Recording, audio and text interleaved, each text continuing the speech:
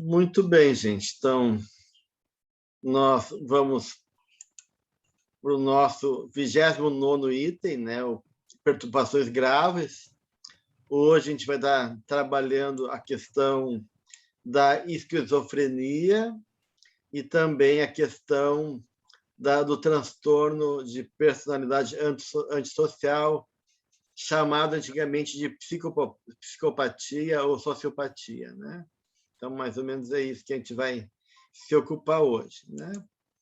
Eu vou começar falando um pouquinho sobre a questão mais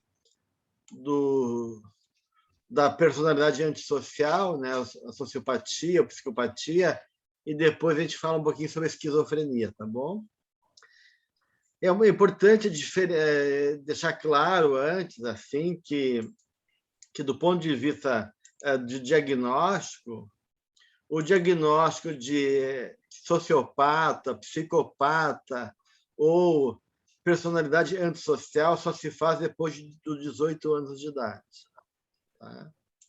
Antes dos 18 anos de idade, quando a criança ou o adolescente ele tem algum tipo de conduta antissocial, o diagnóstico é transtorno de conduta, não é um transtorno de personalidade antissocial. Então, a primeira diagnóstico, quando criança e adolescente, está dando eco aí, né? Sou eu. Vou botar aqui no vídeo. Tá. Então, até os 18 anos, a gente chama de transtorno de conduta, porque isso pode mudar, né?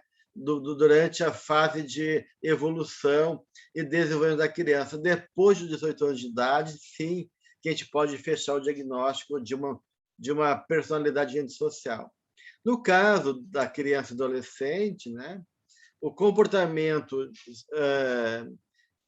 antissocial, né, ou seja, o transtorno de conduta daí, né,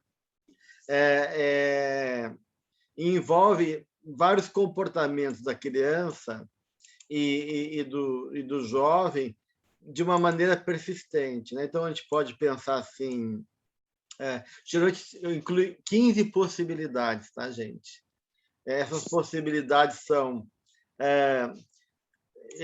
geralmente a criança ou adolescente persegue, atormenta, ameaça ou intimida os outros. Frequentemente inicia lutas corporais, pode fazer uso de armas que pode causar ferimentos graves, pode ser um pedaço de madeira, de pedra, caco de vidro, a faca, arma de fogo, né, qualquer coisa. Crueldade para pessoas, buscando ferir essas pessoas de maneira física. Crueldade com animais, também ferindo animais, fazendo violência e machucando animais, roubo ou assalto, confrontando a vítima, ou atividade sexual forçada, submeteu alguém, comportamento incendiário, né? Iniciou incêndio de maneira deliberada, com intenção de provocar algum dano, ou entrou numa casa, entrar em casa, arrombou, invadiu o prédio, o carro, comportamento de tentar enganar ou mentir para obter ganhos materiais ou favores, ou fugir de obrigações, algum tipo de furto, comportamentos frequentes onde ele passa noites fora, apesar da proibição dos pais, né? Isso iniciando antes dos 13 anos de idade. Fugir de casa pelo menos 2 vezes, passando a noite fora, enquanto morava com os pais ou pais substitutos. Falta na escola sem motivo, matando aulas. Então, todos esses elementos, né, pode determinar, então, o critério diagnóstico de um transtorno de conduta. No caso, para fechar o diagnóstico, a idade da pessoa tem que ser inferior a 18 anos e tem que ter pelo menos 3 desses comportamentos nos últimos 12 meses. E pelo menos um comportamento antissocial, né, nos últimos 6 meses, fazendo limitações importantes do ponto de vista da vida escolar, ou social, ou relacional, ou ocupacional. Né? Então, isso é o transtorno de conduta. No caso, se esse transtorno de conduta persistir depois de 18 anos de idade, né? Então, a pessoa pode daí ser diagnosticada como adulto como um transtorno de personalidade antissocial. E aí, o transtorno de personalidade antissocial é caracterizado por padrões generalizados de descaso, com consequências, com os direitos das pessoas, com as consequências dos seus atos, com os efeitos que isso pode gerar na pessoa. Né? Então, são pessoas que cometem atos ilegais, fraudulentos, são exploradores, imprudentes, no movimento de tentar fazer ganho pessoal, tende a ter prazeres nessas condutas, não tem remorso, né? Então, eles podem justificar ou racionalizar seus comportamentos, ou seja, justificar sem culpa. E se a pessoa é fraca, ele roubou dinheiro de uma pessoa, e diz: os perdedores merecem perder, quem é fraco vai ter que se ferrar mesmo, porque não consegue sobreviver no mundo. Então, eles justificam a conduta deles sem nenhuma atitude de sensibilidade de se colocar no lugar do outro. Então ele acaba culpando a vítima por ser tola ou impotente. São indiferentes aos efeitos, né, que as suas ações podem gerar nos outros, né, e exploram as pessoas.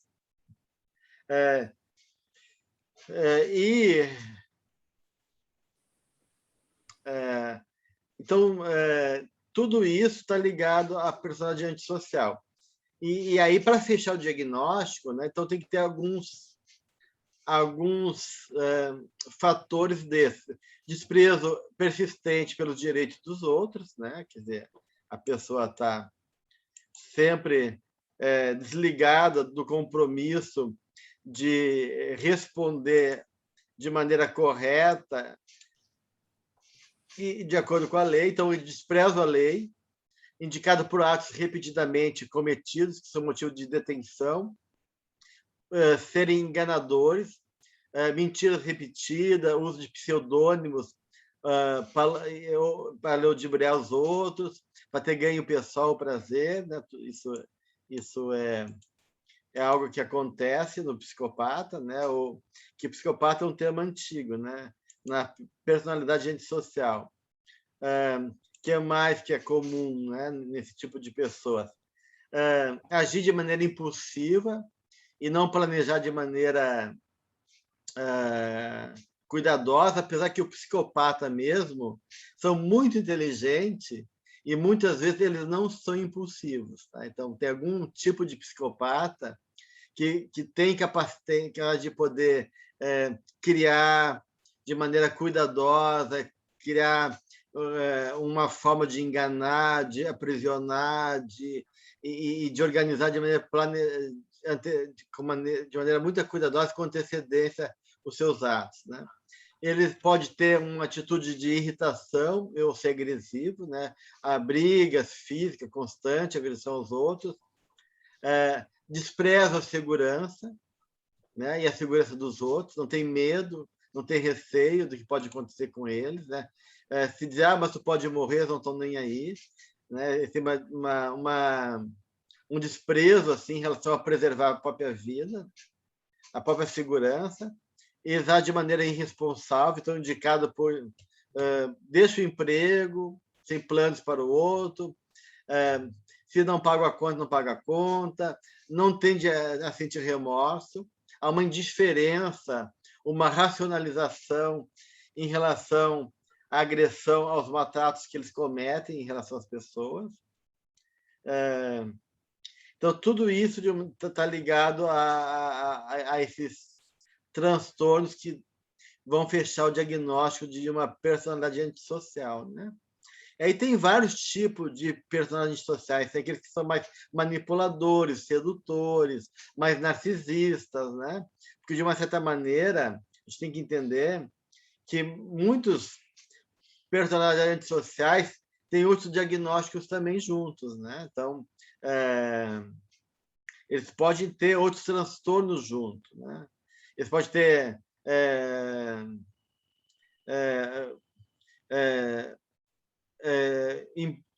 um transtorno também borderline junto, pode ser um transtorno narcisista junto, por isso que a gente tem que diagnosticar, porque algumas coisas são parecidas.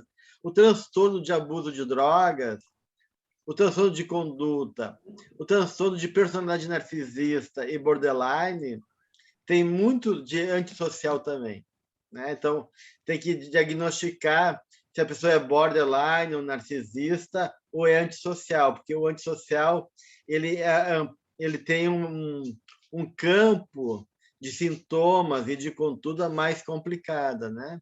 Mais, digamos assim, eu diria mais patológica do ponto de vista da dificuldade de discernir os direitos dos outros e de não sentir culpa, né? Então, um dos critérios aí para o diagnóstico de personalidade antissocial é justamente essa conduta que não tem culpa, que age de maneira a não ter critérios de respeitar a lei, né? Então, isso é uma questão bem importante aí no caso dessas pessoas.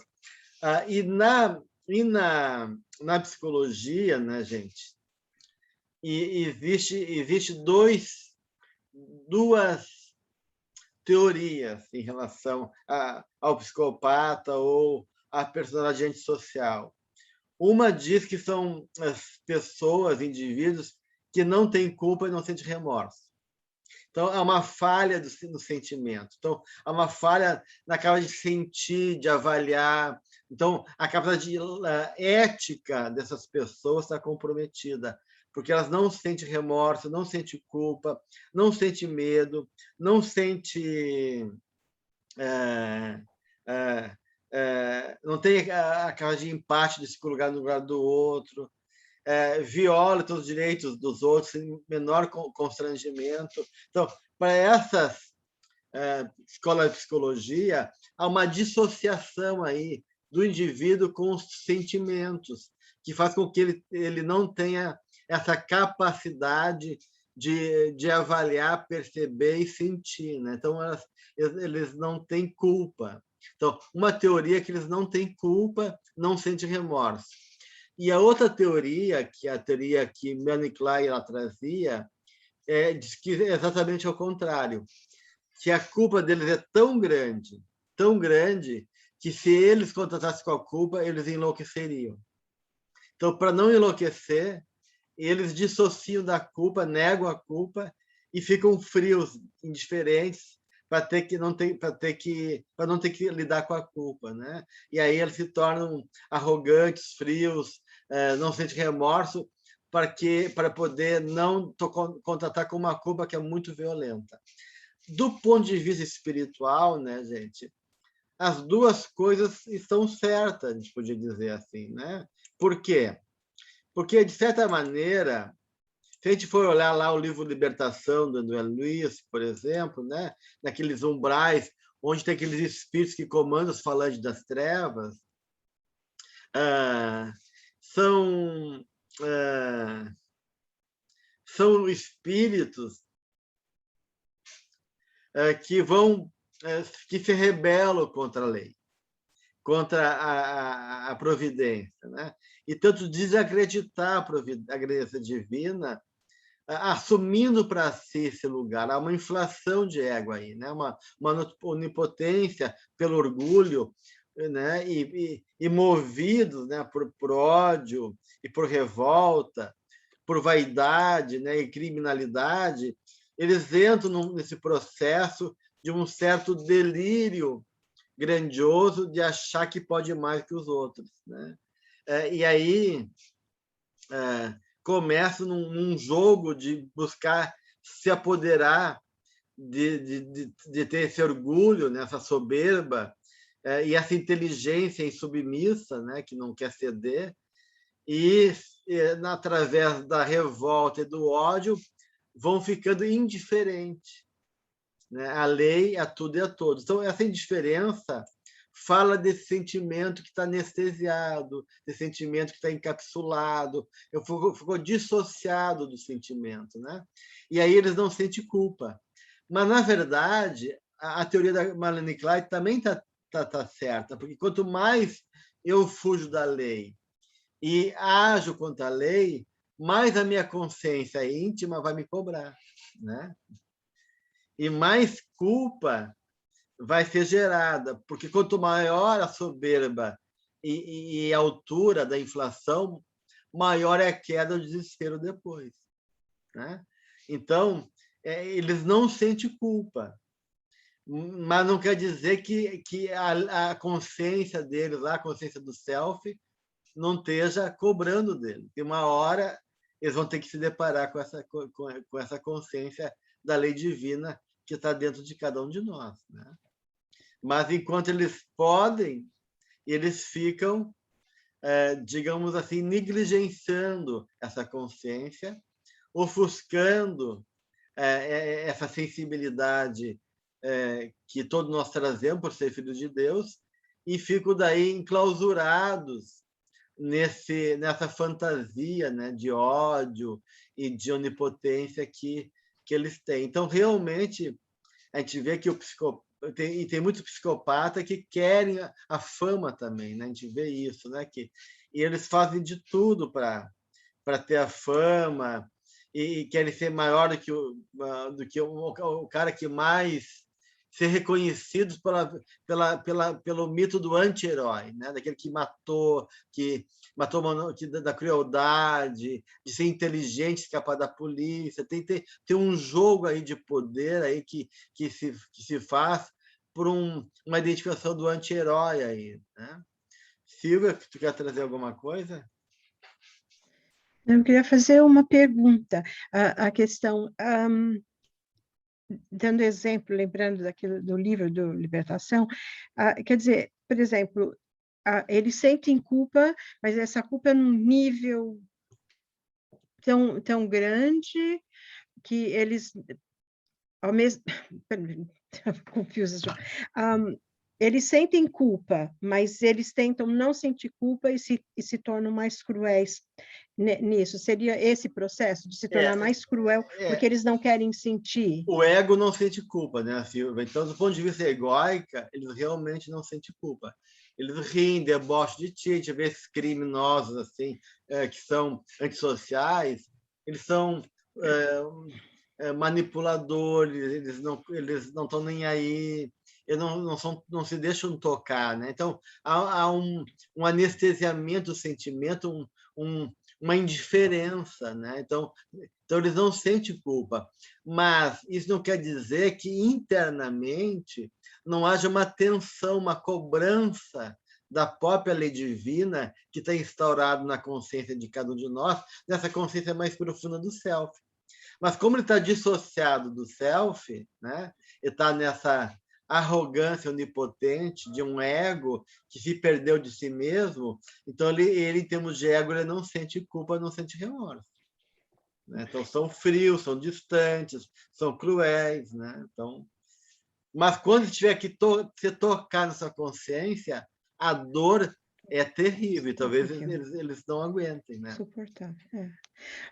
Quer dizer, então, por exemplo, isso é uma coisa... Porque, normalmente, às vezes, as pessoas se tornam cruéis, por exemplo, quando teve, talvez, na infância, um tratamento tão terrível que os pais maltratavam. Eu estava lendo um menino que o pai era extremamente cruel, batia demais, e o menino foi ficando tanto que no fim ele se tornou quase que um monstro, pior que o pai que era, né? Quer dizer, então, isso daí é uma coisa que aconteceu, é uma coisa talvez que o espírito traz também, pode ser uma coisa assim também de outras vidas? Porque a gente pode pensar assim, né, Silvia? Esse espírito reencarnou num ambiente hostil não é de graça, tá? Então, para ele poder ser colocado num ambiente de tanta violência, tão desumano, é sinal que talvez ele seja um espírito perverso, também calculista, né? Deleitoso do passado, com uma tendência também à desumanidade, né? Mas, claro, que a criança que foi abusada, a criança que foi maltratada, a criança que sofreu muito violência, um dos caminhos que ela pode percorrer é se tornar abusador e também criminoso depois, né? Porque ele vai culpar o mundo disso e vai, de uma maneira agredida o mundo em relação às agressões que ele teve. Então, mas, mas nem todo mundo que sofreu violência, que sofreu maltrato, se torna um psicopata. Né? Então, de uma maneira, deve ter um núcleo interno aí, né, que a ciência põe a conta da genética, mas nós sabemos que tem a ver com espíritos muito ainda primitivos, né, que acabam tendo essas tendências mais perversas e agem de maneira inconsequentes, sem nenhum cuidado consigo e com o outro. Porque às vezes, por exemplo, a pessoa, alguma coisa aconteceu que parece que eles perderam a humanidade, né? Sim. Eles ficam de uma maneira que alguma coisa dentro deles parece que morreu. Então, é difícil, realmente, como você diferenciando Vai da estranha. desumanizando, né, Silva? Então, realmente, é uma pena, né?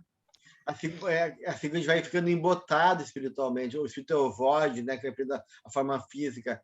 Ele vai embotando, embotando e sulando. Então, enquanto o ovoide, que vai dar esquizofrenia, vai entrando para dentro, né, o psicopata ele vai reagindo no ódio, na onipotência, e querendo assumir para ele indiferente a tudo e a todos. Né? Então, são mecanismos. Agora, a gente tem que fazer uma diferença entre a psicopatia e a defesa psicopática. Tem pessoas que têm uma defesa psicopática. Eles não são um antissocial, mas eles têm comportamentos antissociais justamente para encobrir feridas muito violentas.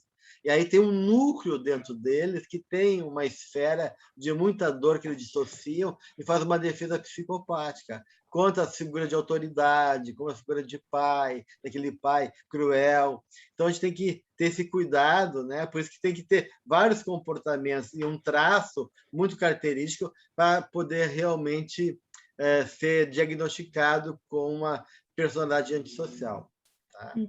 Desculpe, mas, por exemplo, eu não sei, você deve conhecer, Cláudio, teve um caso que chamou Sibyl, que a menina tinha, acho que 32 personalidades que eles conseguiram trabalhar. E uma delas pacífica, a outra tinha medo, mas uma delas era extremamente, era quem que inclusive controlava as outras personalidades, que ela tinha aquele nível de violência e de fazer. Pode ser também que essas personalidades se dividem dessa maneira? Ou será que seria espíritos obsessores também, nesse caso? É difícil, né, Silva? Porque a gente pode dissociar, né? Dissociar e contatar com partes do nosso, até do passado, né? E pode também ter o processo obsessivo, né? Mas a dissociação é comum, de eu ter uma subpersonalidade e ela tomar conta de mim, né? Isso é um reflexo do meu passado anterior, de outra vida passada, né? Mas a gente não pode considerar também alguma coisa de obsessão. Ok, obrigada. Sandra? Eu que depois já assisti o vídeo. Eu vou perguntar, tenho duas perguntas, são rápidas, Gelson, doutor Gelson. Com relação primeiro, a pessoa, o rapaz, pode ser a moça também, a gente está falando, parece que mas é só rapaz, mas eu acho que tem problema da moça psicopata e tudo mais, terrível, coisa e tal. E se é o oposto daí? Vem de uma casa que tem recebido muito amor, muito carinho, alguma coisa desandou dentro da pessoa.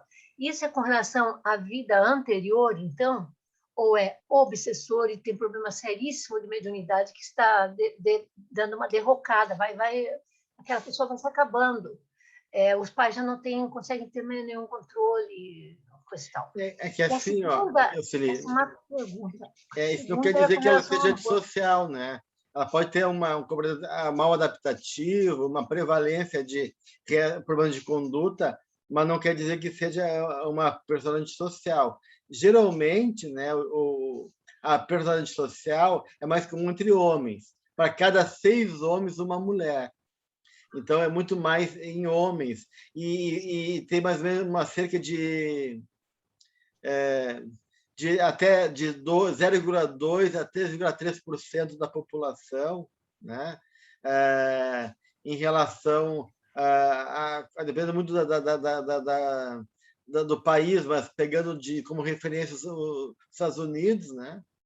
Então, as taxas de prevalência em 12 meses nos Estados Unidos, né, é de 0,2% a 0,3% da população que são antissociais. Mas a pessoa pode ter problema de conduta, não quer dizer que ela seja antissocial. Então, o fato da menina ser menino. ser muito exigente e ser muito e ter comportamentos assim de uma certa crueldade com os pais, ser muito mimado, pode ser uma coisa narcisista, né?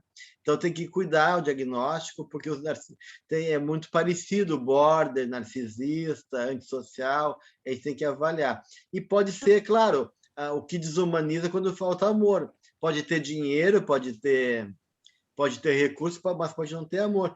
Mas tem muito do espírito, né? Eu solei aí também, né? Exato. Pensei, deve ser alguma coisa com relação com o próprio espírito mesmo. Doc, a segunda pergunta é com relação ao amor. Eles chegam a sentir amor alguma vez? Porque não é possível que o rapaz ele não vai lá, sei lá, 20 anos, não vai se apaixonar. Não é possível, porque a maioria tem aquele caminho, né? Da adolescência, a idade linda, até os 25 anos eles são tão assim, sei lá, se apaixonam facilmente, fazem poesias para amada, sei lá. Do ponto de vista psicológico, Soli, há uma tendência de acreditar que o psicopata é incapaz de amar. Incapaz de sentir remorso, e por isso que eles não são tratáveis também psicologicamente. Tu nunca vai... raramente um psicopata, uma pessoa antissocial vai buscar terapia. Quando buscam, é para manipular o terapeuta, por algum interesse. Então, eles não se tratam, eles não querem, e realmente eles não amam. Mesmo quando eles matam por amor, ou dizem que estão amando, eles não estão amando. Estão querendo ter uma relação com o outro de posse, de manipulação, por interesse, mas não por amor. Então, não é que o espírito não pode amar, mas eles perderam a conexão com a sua essência do self, né, e com o sentimento. Então, se o sentimento está obscurecido, a capacidade de amar também está impedida aí, né? Existe tratamento? Ai, que judiação! Eles não podem ser recuperados, então. Do ponto de vista psicológico, eles não são tratáveis, né? Pouco tratáveis, nem com medicação, né? Tem que ficar isolado mesmo. Ai, que horror, Senhor. Bem, que é o próximo. É a Sandra. Doutor Gelson, eu só tenho uma pergunta que é um pouco assim. O senhor tinha dito que 0,2%, 0,3% nos Estados Unidos são 0,2% a 3,3%. A 3,3% são antissociais, né? Uhum. Mas, por exemplo, os psicopatas, uma vez que eles são presos, eles... Como é que hoje... Porque eu só posso imaginar o que eu vejo nos filmes, né? Hollywood, né? Sim. Eles são isolados porque ou é um agrupamento com as mesmas características, porque não é único, deve haver alguns, né? E se eles não são tratáveis, é prisão perpétua? Não tem jeito? Não tem jeito, ele pode até sair, né? Não quer dizer que um psicopata não saia da prisão, porque depende do crime que ele cometeu, né? Se o crime dele não é tão grave assim, ele vai sair da prisão e vai continuar sendo um psicopata, né? Agora, depende do sistema prisional, né? Geralmente eles não eles não separam os prisioneiros, né, Sandra? A não ser que seja um prisioneiro de alta peculiaridade que manipula, que pode gerar coisas perigosas, né? Daí tem que estar isolado, mas não necessariamente. No Brasil, aqui, o espaço já é pouco, né? Se vão isolar todos os psicopatas, não tem lugar. As profissões que dão mais psicopatas: político, advogado e médico. Olha, que horror. Obrigada, doutor Gelson. Posso agora, Gelson? Sim. São duas, rapidinho. Uma eu soli já responder, tu já respondeste. Você falou de ficarem com os paus brigando, esse tipo assim, o que é isso? Crianças, jovens... Isso é transtorno de conduta daí. Ok. Mas isso tem cura, porque... Por isso que o diagnóstico só pode ser fechado depois de 18 anos para problema social. Mas para ter transtorno de conduta, tem que ter aqui uma série de sintomas, não só esse, né? Tem que ter, como eu falei para vocês, pelo menos 3 comportamentos durante 12 meses, né? E um dos comportamentos tem que ser grave o suficiente para botar em risco a vida da pessoa social, a vida de interferir de maneira danosa na vida da pessoa, seja de maneira social ou no trabalho do adolescente, no estudo dele. Então, de uma maneira para poder ser diagnosticado como transtorno de conduta. Tá, tínhamos um caso com uma amiga, ela conseguiu, o rapazinho hoje se tornou uma pessoa normal. Ela lutou. Porque uma coisa é transtorno de conduta, né, Sara? Outra coisa é o comportamento, né? Um sintoma, um comportamento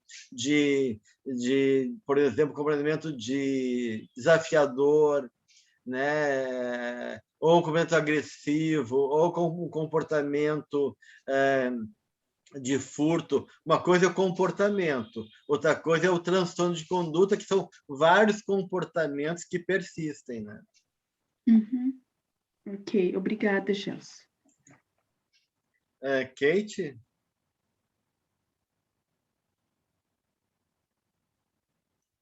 Bom dia. Eu ouvindo aqui, eu queria saber a sua opinião, assim, no sentido, como é que você daria um conselho a um pai que vê o filho com vários sintomas, com várias características que foi colocado aqui hoje, né? Porque um pai, uma mãe, ela tem um sentimento, né? Como é que colocaria isso para uma pessoa, por exemplo, que estivesse ouvindo essa aula? O que ela deve fazer, como é que ela deve se sentir? E qual a diferença, na verdade, entre a sociopatia? Porque me parece que tem muitas pessoas com várias características que foram colocadas aqui, mas que são extremamente sociais. Todo mundo gosta de ficar perto dela, ela é super querida, mas ela manipula, ela não paga, ela fica violenta quando discordam dela. Esse tipo de situação, assim, por favor. Porque eu falei, o psicopata ele pode ser manipulador, né? Pode ser gentil, sedutor, né? Então depende do estilo de psicopatia, né? Então, ainda mais quando tem um transtorno narcisista junto, né?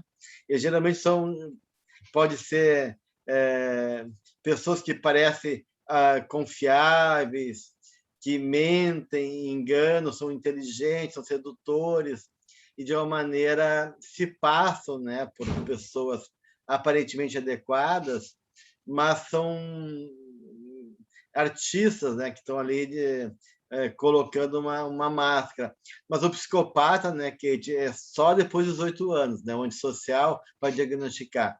Quando é adolescente, criança, né, para poder fazer o diagnóstico, transtorno de conduta, e a questão do desvio de comportamento daí gerais, não só problema de uma criança com transtorno de conduta, qualquer tipo de desvio de comportamento.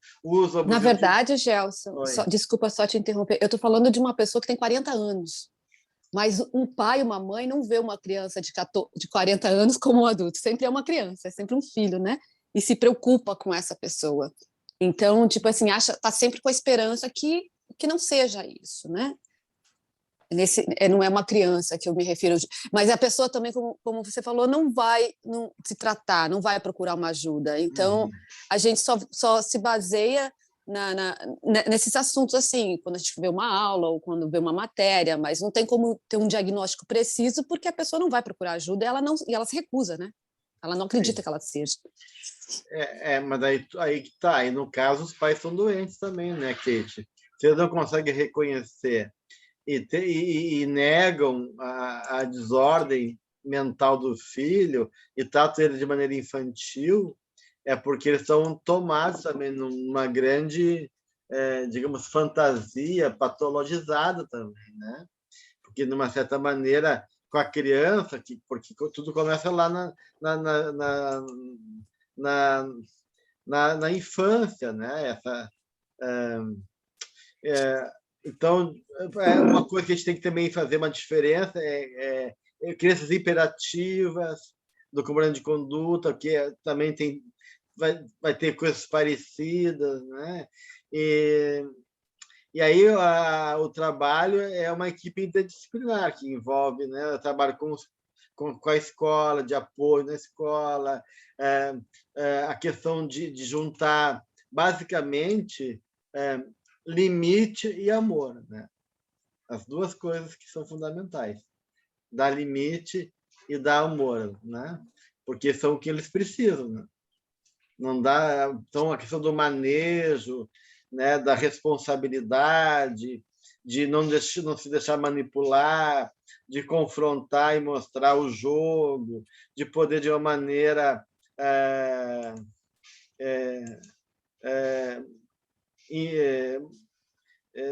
mostrar a tua autoridade de pai, né? Então, tem que fazer um trabalho de aprendizagem social e aprendizagem então, interpessoal, né? E vai funcionar quando é criança, né? Mas quando é adulto é um caso meio que perdido, né? Daí é muito mais complicado, né? A coisa é muito mais difícil e realmente é complicado. Aí só a vida, né? Para ensinar, né? Mas se essa pessoa ela é muito sociável, muito querida, aparentemente, aí já passa por uma sociopatia ou ainda é uma psicopatia? Não, é a mesma coisa. Sociopatia, psicopatia, antissocial, é a mesma coisa. São formas diferentes de psicopatia. Alguns autores, antigamente, faziam uma diferença de sociopatia e psicopatia, tá, Kate? Mas como esses termos caíram do ponto de vista científico, então não é muito usado. A gente fala em psicopata ainda, a gente fala em sociopata. Alguns autores faziam uma diferença antigamente, porque o sociopata era mais esse manipulador, como tu estava falando aí, né? E o psicopata é mais criminoso. Mas não existe diferença. Todos são personagens antissociais, com um estilo diferente de transtorno, né? Um mais manipulativo, outros com condutas criminosas e assim por diante. Mas todos esses têm produtos de conduta e têm características de ter uma incapacidade de sentir remorso, de poder conectar com o outro pelo sentimento, de sentir culpa. Todos eles mentem, manipulam de maneiras diferentes, uns mais sedutores, outros não. Um mais inteligente, outros não. Um mais cruéis, outros menos. Mas todos são antissociais. Obrigada. Mariana? Eu acho que você acabou respondendo aí agora. Porque eu fiquei encucada quando a Eusoli falou, que você falou para ela que não tem amor, né? Eles não têm esse sentimento. Mas aí, dependendo do espectro, né? Pode ser que tenha, né? Essa era a minha dúvida, porque no caso que teve aqui na Alemanha, que o cara ele matou 9 pessoas numa noite, e depois ele voltou para casa e se matou, mas antes dele se matar, ele matou a mãe dele. É claro, assim, a gente vê que ele tinha um comportamento, ele fazia parte do clube de tiros, de usar armas, ele fazia parte também de um tipo neonazista, né? Você vê que ele já tinha essa tendência. Mas eu fiquei pensando assim, se ele voltou para casa e matou a mãe dele, eu acho que ele deve ter matado de vergonha deixar a mãe dele viver aquilo tudo depois. Não, Eu não é fiquei vergonha, pensando. Mariana. Aí você falou, não existe amor. Eu falei, Não meu é por Deus. vergonha, não. Ele tinha ódio da mãe, né? Ele devia ter ódio da mãe. Por que ele não matou o pai? Tava o pai e a mãe em casa. Claro, cada caso é um caso, né? Mas De repente, o foco da raiva dele e do ódio era a mãe, né? Filme Psicose, Doc.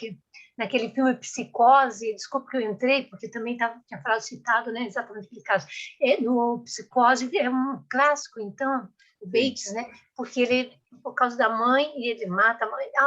É horrível. Esse é um dos mais horríveis que eu já vi na Vocês minha viram vida. um filme novo que está passando no Netflix, que é O Ataque dos Cães? É The muito Power of the interessante. Dog? O Ataque dos Cães. eu acho que esse é o poder do cachorro, que é com...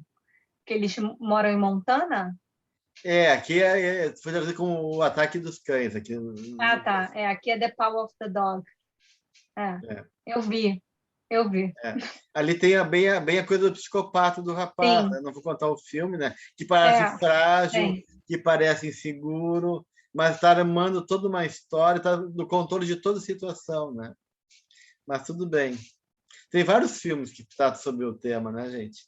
Eu queria falar um pouquinho sobre esquizofrenia também, né? Já que o assunto envolve esquizofrenia, para a gente poder entender também esquizofrênico. Porque esquizofrenia, como a palavra diz, né? Esquizo é dividido, é cindido. Então, a esquizofrenia é um tipo de psicose.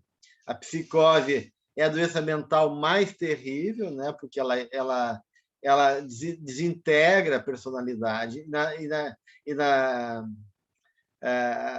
No caso da psicose, né? A pessoa ela fica numa dissociação, né? Cindida, uma cisão, né? Esquizo é dividido, é cindido. Então, na psicose, esquizofrênico, há uma fragmentação na estrutura básica dos processos mentais dele, seja do pensamento, a distinção entre o mundo interno e o mundo interno, a realidade e não a realidade. Então, geralmente, na psicose, a pessoa sai da realidade, né? Ela sai da realidade e, claro, na esquizofrenia, esse sintoma pode variar de cada pessoa, né? Pode ser de maneira insidiosa ou gradual, pode ser paranoia, né? Uma esquizofrenia paranoide, pode ser uma esquizofrenia simples, pode ser... tem mais de um tipo de esquizofrenia, hebefrênica e assim por diante, né? Mas todas elas se caracterizam por essa fragmentação da mente, né? E quando eles são em surto, ou seja, na fase aguda da doença, as perturbações mentais são muito fora do normal, né? E aí tem os sintomas negativos da esquizofrenia e os sintomas negativos. Antigamente, os sintomas positivos da esquizofrenia eram muito valorizados por diagnóstico. Com o DSM-5, os fatores positivos ganharam menos valor, até porque há toda essa questão de diferenciar agora, ouvir vozes, ver espírito, do que seja realmente psicose, do que seja mediunidade, por exemplo, né? Porque os sintomas positivos da esquizofrenia, né, tem a ver com delírios, né? Ideias delirantes, pensamentos reais, né? A pessoa se sentir perseguida, ou ter alucinação, ou percepção irreal, ou mesmo visão, paladar, olfato, audição, com alucinação, auditivo, visual. Tudo isso está ligado aos sintomas positivos, né? Mas isso agora não é tão importante assim, porque tem até uma sociedade dos ouvidores de vozes aqui no mundo, aqui no Brasil tem, são pessoas que ouvem vozes mas não são esquizofrênicas, elas têm a vida delas tranquila, elas conseguem distinguir a realidade da não realidade, elas conseguem ter uma vida tranquila. Então, de uma certa maneira, tu não pode chamar isso de esquizofrenia, né? De loucura. Então, há uma certa cuidado hoje em dia, né? A pessoa que está numa religião de transe, né? Como no espiritismo, ou na Umbanda, ou no Batuque, né?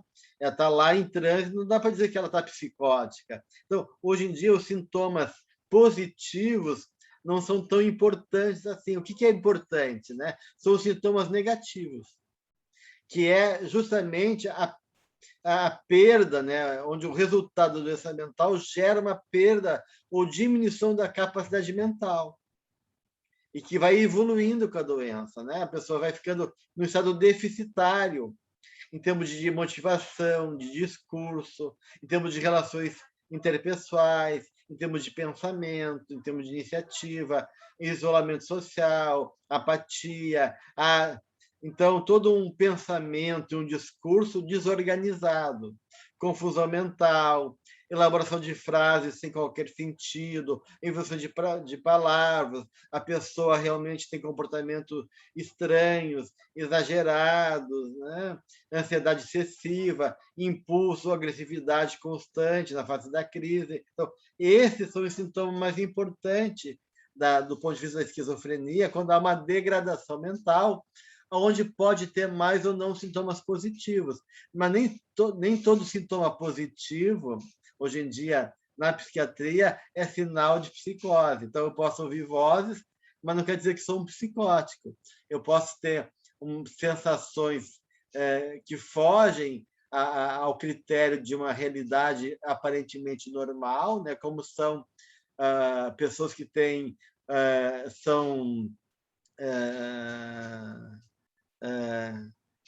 percepções diferenciadas, né?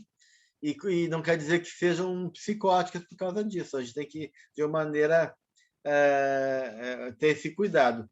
E a psicose, né, a benfeitora nos coloca, que está muito ligada à questão da culpa, né?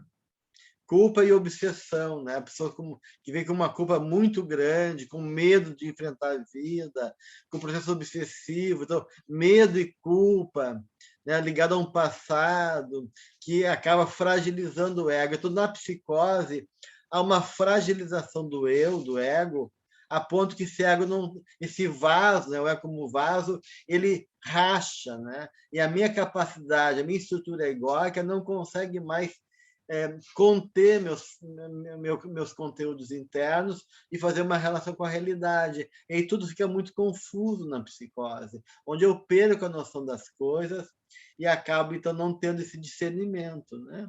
Então, isso é o caso das psicoses, onde entra a esquizofrenia.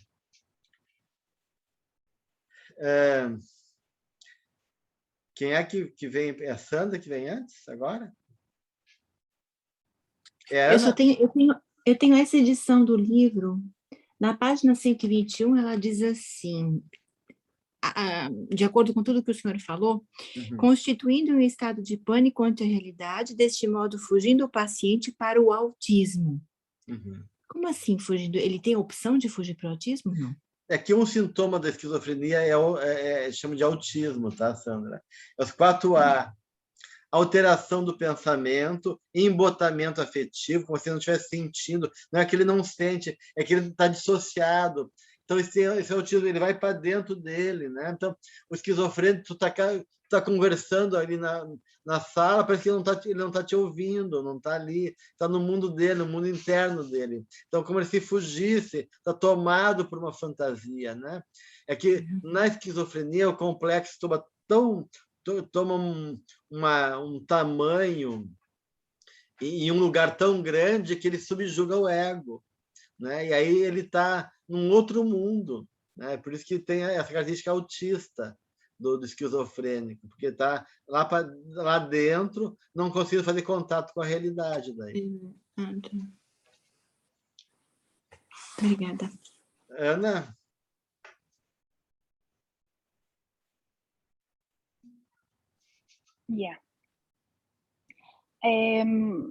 Sobre a esquizofrenia, eu estava tentando achar aqui o nome de um filme. Tem um filme muito bom que eu vi, que eu acho que explica tudo, só para... Depois eu volto na pergunta, para dizer para o pessoal, é um caso verídico, né? E ele é um gênio da matemática. E no final, acho que ganhou um prêmio Nobel, inclusive. Ele passou a vida inteira lutando com a esquizofrenia. E ele não podia tomar remédios porque tirava o poder dele de cálculo, né? Então, a esposa dele serviu essa. A esposa dele tentou, ajudou ele a vida inteira. Né? Então, É Nash. Uma mente brilhante. O nome dele é Nash. Nash, ok. Professor Nash. O nome do filme, o que é? O nome do filme, você escreve, Ana? Eu acho que é Uma Mente Brilhante. Eu vou até ver que eu te escrevo depois. Brilhante. John Nash, é esse mesmo, Uma Mente Brilhante. E em português, né? Deixa eu ver, A Beautiful Mind, em inglês, é mais fácil achar. Tem no Viasat. Só porque, para quem não conhece, como esse é um caso real, isso o professor, o Gelson já viu e fez assim, né? Parece mais fácil ver realmente como se desenvolve a esquizofrenia e como se lida. Mas a minha pergunta era naquela da sociopatia e da psicopatia.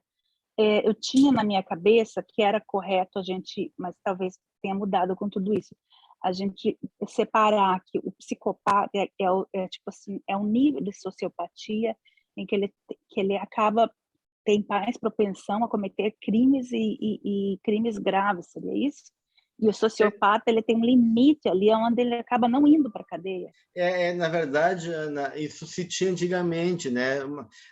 Porque esses termos psicopata deram lugar, e sociopata deram lugar à personalidade antissocial. Então, na verdade, ficou a nível mais popular, psicopata, sociopata, mas o termo agora é transtorno de personalidade antissocial. Tá?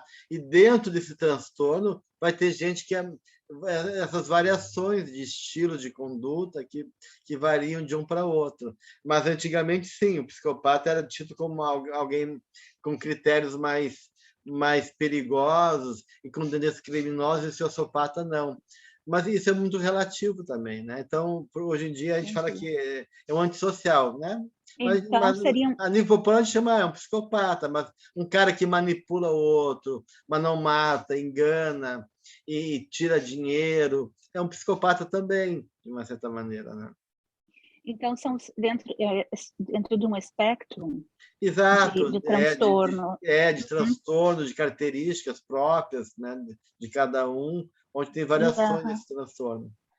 E parece que todos são sociopatas de algum jeito, então. Todos porque são é uma doença todos são... da sociedade. Então, todos são personalidades antissociais, como a gente diz, né? Gelson, isso que você falou do ouvir vozes e que pode ser relacionado com a mediunidade, né? Você falou com alguma coisa, relacionou, né? É porque eu lembro que quando a minha mãe desencarnou em Ourinhos, não me lembro se era em Ourinhos, foi em Ourinhos, perdão, foi sim. Então, eu estava aqui e eu ouvi, porque eu estava preocupada, sabia que ela estava para desencarnar, e quando eu telefonei, eles até disseram, Solina, nós já estamos indo para lá, ela acabou de desencarnar. Então, realmente, eu tive mesmo a conexão. Eu ouvi, Doc, juro que eu ouvi assim, a minha, sim, e a vozinha meio assim, meio chorosinha, ela tinha esse jeito, a minha mãe. E eu vou sim, mas primeiro eu quero me despedir das minhas filhas. As filhas eram a Elza e eu aqui, porque o Elcio estava lá, eles moravam pertinho do outro, né? O meu irmão mais novo. Então, eu ouvi sim, só que como se um eco. Agora, eu não sei se eu, porque eu tenho a audiência, né? Eu saio mesmo, a audiência também. Então, eu não sei se eu saí. Eu estava no trabalho, Doc, imagina, eu estava trabalhando, era dia de trabalho normal. E se eu saí e ouvi naquele milésimo de segundo, não sei, eu queria perguntar para você, porque não fico ouvindo vozes, não, toda hora, mas eu ouvi... É bem comum, né?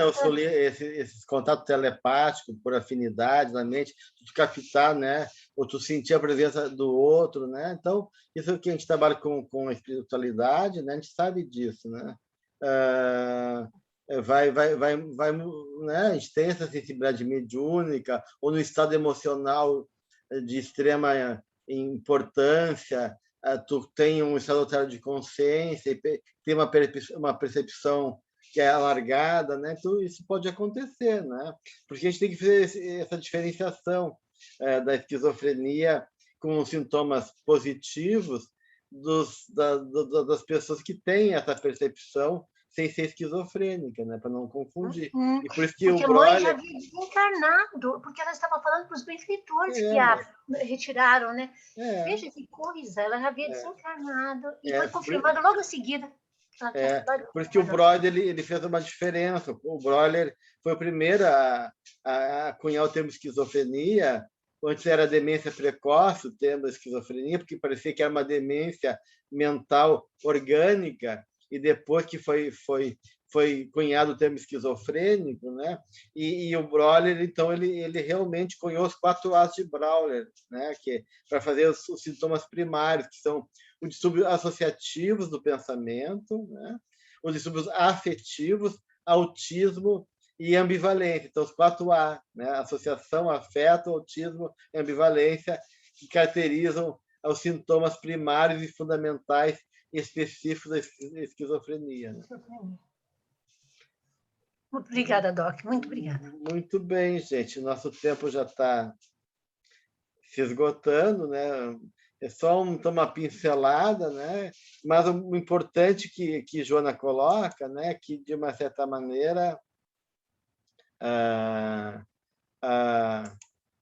a realidade espiritual está muito por trás, né, da esquizofrenia, ligada a processos realmente de muita tensão de opostos internos por conflitos não resolvidos, que gera muito culpa, medo, e às vezes a estrutura familiar não é muito favorável, né? E famílias esquizofrenizantes, né? Que é a gente vê que na família esquizofrenizante tem um problema sério de comunicação.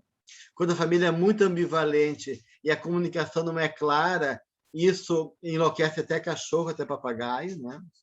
Então, isso é uma coisa que é esquizofrenizante. A gente fala que é um sintoma que ajuda a criança a ficar confusa, porque o ambiente não é seguro. Então, eu tô com raiva e estou tratando a criança, dizendo: ai, meu amor, bonitinha, eu quero dizer não, mas eu estou com remorso e com culpa de dizer não. Então, esse jogo ambivalente de comportamento e o que tu sente, que dá uma comunicação contraditória, é muito venenoso para a mente infantil. Tá? E se o espírito já traz, na história dele, então, um processo de muito conflito, e ele precisa de um apoio, um suporte externo maior, ele não encontra, daí há uma tendência, então, de ele não conseguir estruturar o ego dele e poder esquizofrenizar, né?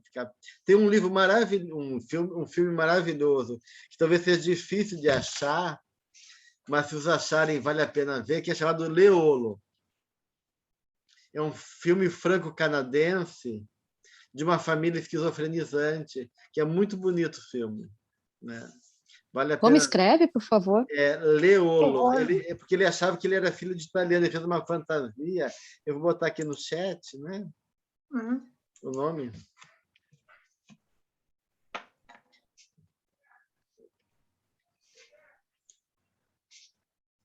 Vocês acham que vale a pena ver o filme, que é muito bonito. Ok, gente?